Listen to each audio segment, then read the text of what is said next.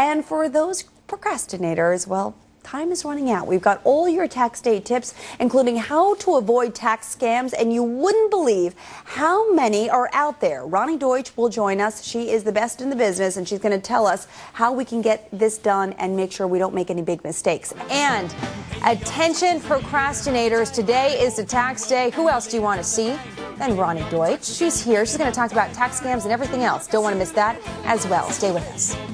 Still they want more. You pay your bills, they keep coming to your door. You pay your bills, still they want more. Well, the clock is ticking to get those tax returns in by midnight later tonight, and the Internal Revenue Service is raising a red flag over tax scams it says you need to avoid.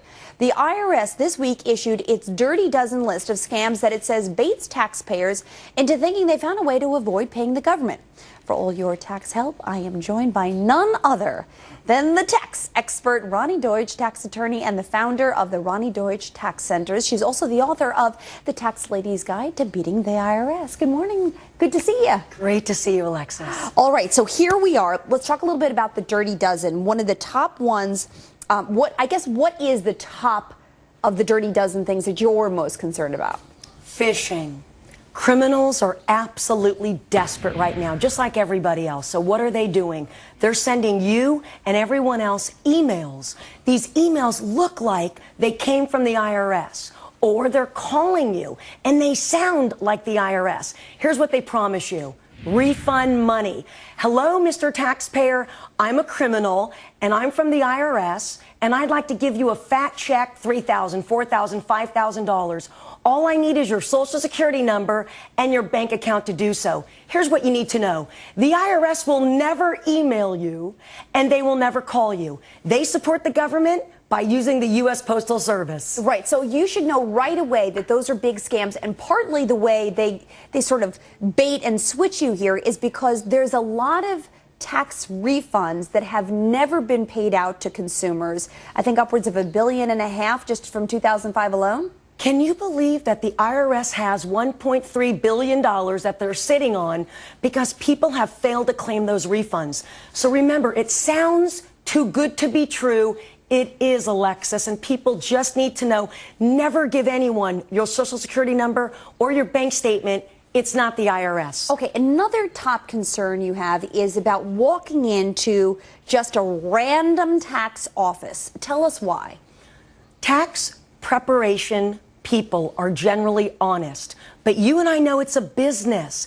People are looking for ways to make money. So here's what they're going to promise you. You're going to walk in their office. You're going to think they know everything about taxes, Alexis. And guess what? They're going to promise you a huge refund. Just sign here. They're going to add a fake dependent, a fake deduction, or a fake credit. You're going to sign it because they're promising you what? More money. And everyone needs more money today.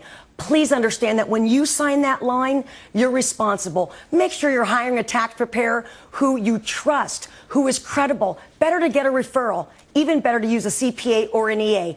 But make sure you know who you're hiring, because if they promise you more money by just doing A, B, or C, don't do it. Wow. All right. Great points there. So we have, what, like 17 hours, I think, before midnight?